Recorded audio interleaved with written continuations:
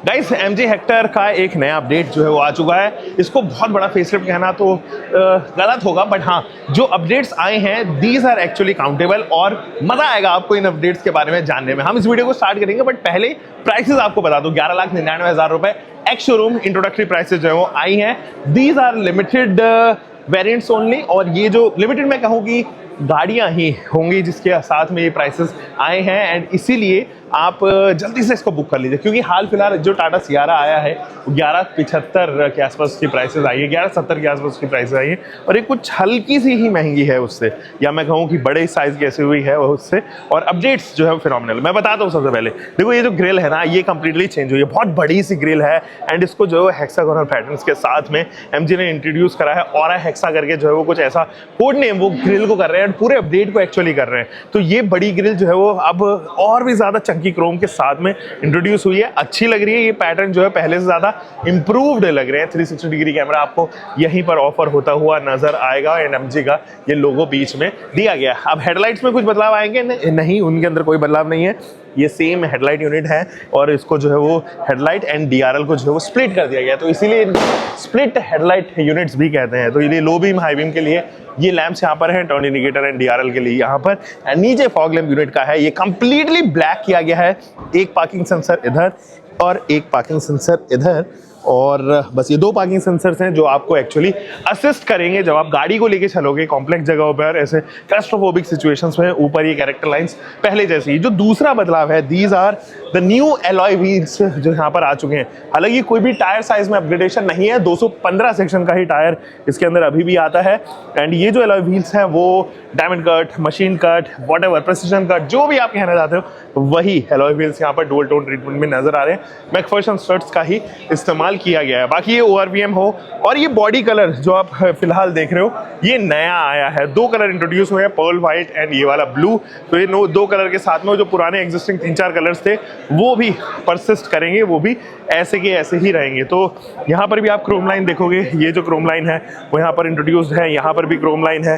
नीचे भी जो है वो मॉरिस गैराज की बैजिंग आपको ऑफर होती हुई नजर आएगी। कुछ और चीजें हैं, जैसे कि इसके रियर प्रोफाइल में एक छोटा सा अपडेट आपको देखने को नजर आएगा, और वो जो अपडेट है वो एक्चुअली नीचे ऑफर होता हुआ नजर आएगा। यहाँ पर भी ये जो पैटर्न है इसको और हेक्सा कुछ तो ऐसा बुला रही है MG, और ये भी अच्छा लग रहा है, सूट कर रहा है एक्चुअली। और एक क्रोम की जो फिनिश है कंप्लीटली अच्छी नजर आ रही है। 1 2 3 और 4 पार्किंग सेंसर्स पीछे भी ऑफर किए गए हैं विद दिस रिफ्लेक्टर यूनिट। काफी पीछे तक नीचे आपके पास में लैंप भी ऑफर होती हुई नजर आ रही है। कनेक्टिंग बिल्कुल वैसी की वैसी है जैसे आपको पहले ऑफर होती हुई नजर आती थी। तो ये ओवरऑल जो लुक है उसके अंदर अपग्रेडेशन जरूर है, बदलाव जरूर है, बहुत ऐसा डिफरेंट तो नहीं हो गई है, बट डेफिनेटली एक डिस्टिंग्विशिंग फैक्टर अब इसको प्री फेसलिफ्टेड वर्जन से जरूर मिल पा रहा है। एक छोटा सा अपग्रेड जरूर आ जा रहा है। फर्स्ट रो में चलता है, गाड़ी के अंदर इंग्रेस करते हैं, लेकिन उससे पहले अगर आप ये वाला पैटर्न देखोगे ना, यहाँ पे कार्बन फिनिशिंग जरूर मुझे नजर आ रही है, पहले शायद नहीं थी, अब इंट्रोड्यूस हुई है, अच्छी लग रही है। इसमें भी बहुत सारे कलर पैटर्न, मैं कहूँगा रेड एंड ब्लू पैटर्न जो है वो आया है, बहुत अच्छा लग रहा है, चमकता हुआ अलग ही नजर आ रहा है। ये सॉफ्ट टच मटेरियल जरूर प्रीमियम कैरेक्टर को ऐड कर रहा है। ये क्योंकि 7 सीटर हेक्टर है and it is called Hector plus, तो ये वो है, इसीलिए जो आप अंदर के इंटीरियर्स देख रहे हो फॉर दैट मैटर, ये देखो, ये इंटीरियर्स ब्राउन शेड में है और डुअल टोन ट्रीटमेंट में ही ऑफर होते हुए ये नजर आएंगे कंप्लीटली।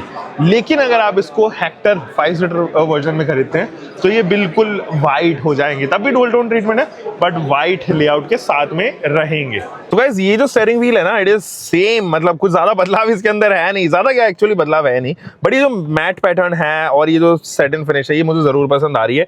क्या बदलाव है? Infotainment system remain same, but इसके अंदर जो जेस्चर कंट्रोल आए ना, ये देखो, जैसे ही मैं अपने हाथ को जो है वो आसपास मूव करूंगा, डिक्रीज करूंगा, मूव करूंगा, वॉल्यूम बढ़ रही है। ऐसे ही आप इसके क्लाइमेट कंट्रोल को भी जेस्चर से कंट्रोल कर सकते हो या सोर्सेस चेंज कर सकते हो। फॉर एग्जांपल मैंने FM पे स्विच कर दिया, आपको ब्लूटूथ पे स्विच करना है, तो ये तमाम चीजें जो है वो सोर्स चेंज होता हुआ नजर आएगा। अभी यहाँ पर जो है वो एक डोर बंद नहीं है, इस वजह से कोई तो डोर जो है वो बंद नहीं है, इस वजह से आवाज ही कर रही है। बट एनीवे, ये जेस्चर कंट्रोल मुझे तो काफी पसंद आ रहा है भाई। ये थोड़ा सा और शॉर्टकट जो है वो इंट्रोड्यूस कर देगा। यहाँ पे आपके पास में पियानो फिनिशिंग है जो कि एक्चुअली पहले भी थी, अभी भी आ चुकी है। यहाँ पे हजार्ड लैम्प वगैरह है, और इधर भी आपके पास में traction control, ventilated seats and AC max यानी कि बूस्टर क्लाइमेट कंट्रोल वो आ चुका है। यहाँ पे रियर के जो एसी वेंट्स हैं उनका कंट्रोल आपको ऑफर होता हुआ नजर आएगा, और ये जो एसी वेंट्स है यहाँ से आप इनको एक्सेस कर सकते हो। हालांकि USB-C टाइप अभी भी इंट्रोड्यूस नहीं हुई है फर्स्ट रो में, तो वो जरूर मैं एक्सपेक्ट कर रहा था कि यहाँ पर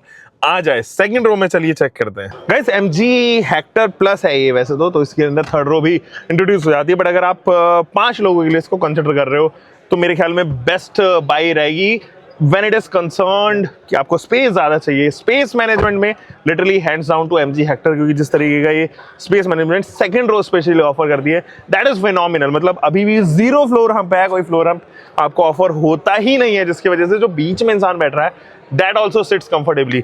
अच्छा रिक्लाइन एंगल है, अच्छा हेडरूम है, यहाँ पे नी रूम और लेग रूम तो ऑलमोस्ट मैं कहूँगा इन्फिनाइट है for a person like me, जिसका profile 95 kgs as well as 5 foot 10 inch का जो है मेरी हाइट है, उस हिसाब से तो ये बहुत सही लग रहा है यार। प्रॉमिसिंग है नो डाउट, और इसीलिए MG हेक्टर इस सेगमेंट में ना value for money, price proposition and बहुत सारे वेरिएंट्स होने की वजह से ज़्यादा बिकती है कंपैरेटिव इस सेगमेंट में, और रिकमेंडेशन में भी ये इसीलिए हमारे सबसे ज़्यादा रहते हैं, क्योंकि feature, reliability as well as space, या मैं कहूँ कि कंफर्ट के मामले में इससे बेटर ऑप्शन आसपास नज़र नहीं आता है। हालांकि XUV 700 है, और अगर आपको थोड़ा सा और प्राइस बजट जो है वो बढ़ाना है तो Innova Hycross can be a better buy, but obviously उसके लिए आपको ज़्यादा पैसा ऑफर करना पड़ेगा even in the base variant. तो इसका प्राइसेस जो है वो 12 लाख से स्टार्ट हो रहा है फिलहाल introductory, and that is a phenomenal price. दो ऑप्शन के साथ में ये आ रही है, that is petrol option and the diesel option.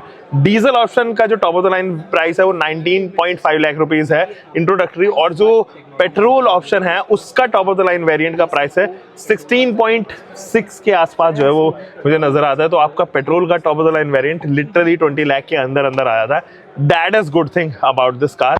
ये इंट्रोडक्टरी प्राइसेस है, तो आप चाहो तो जल्दी से इसको बुक कर सकते हो।